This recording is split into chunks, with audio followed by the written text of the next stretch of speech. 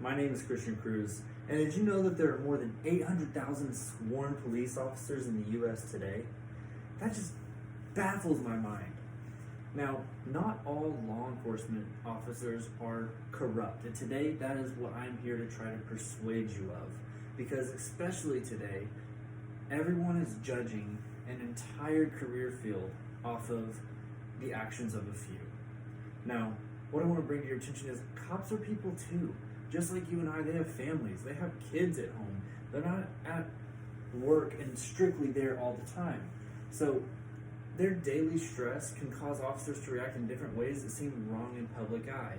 Now that's both in a scenario type of view and along with handling people every day. Now, cops are protesting the same things you and I are. Some even leaving their posts during duties to protest about things like, the Black Lives Matter movement. Now, I agree. Not all law enforcement officers are, the best. But I also agree that they should be charged if an alternate course of action could have been taken during a scenario. Now, law enforcement officers are here to protect you. And they're here to protect and not to provide conflict. Not to provide conflict for you to have to resolve. Now, I agree law enforcement is a job. But it's a job taken to protect you and I. It's a selfless job. Now, this job has caused more than 1,600 officers to die in the last decade alone. In the last decade, that's more than one every 54 hours. My solution to such police-public conflict is police-community relationships. In 2015, the Police Executive Forum met, or the PERF, and discussed possible solutions to increase police-public communication, relationships, and come up with a step-by-step kind of guide for law enforcement officers to follow. Now, the first of such being acknowledge and discuss with your communities the challenges you are facing. Let the community know about what is going on in law enforcement so they can be as aware as possible. Be transparent and accountable. Be accountable for your actions. This goes along with the officers being charged for wrong actions that could have been taken in different steps. Now, we should also take steps to reduce bias and cultural competency. Now, there's a lot of things you can do in order to reduce that. Maintain focus on the importance of collaboration. That collaborative relationship is important with your community. Be visible and present in the community. Don't let them question what you're doing. They can see you constantly. Now, you need to call your local law enforcement agency and find out how many officers are involved in their communities. Find out what ways these officers are involved. Find out about the programs that we offer in just our city or your city. Find out how officers can branch out and be a part. Find out what all the facts are before judging an entire career field from the actions of a few. Now, once again, my name is Christian Cruz. The goal of this speech was to persuade you that not all law enforcement officers are corrupt. You can't judge an entire career based off of one action of a few. It's kind of the entire thing where, got us into this rut at the moment.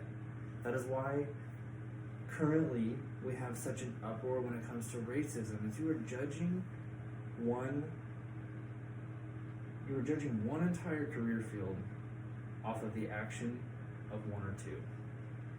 Now, out of those 800,000 sworn police officers, how many of them have you seen on video cameras doing the wrong thing? How many videos have you seen on the news that have been extremely widespread? 5, 10? So you're telling me at a 0.1 percentage, now all officers are corrupt. Now, I'd like for you to take a second, step back and consider that statistic. Step back and understand that you can't judge all of them based off of that. Like I said, what would you do if you were in these law enforcement officers' shoes?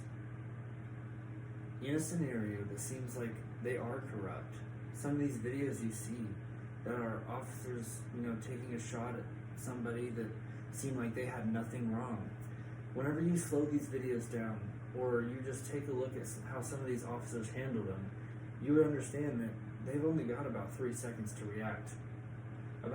It takes the average person's brain 3 seconds to react to a question, 3 seconds to react to somebody just in a conversational discussion. It takes 3 seconds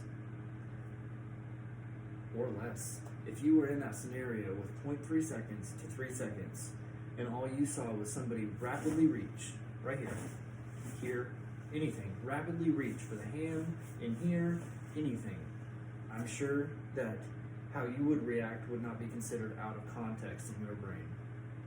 And so now whenever you look at these videos and you don't break it down, do you really fully understand, and can you really fully judge what has gone on, unless you are breaking it into smaller pieces? In other words, you are taking it out of context unless you decide to look at the full parts.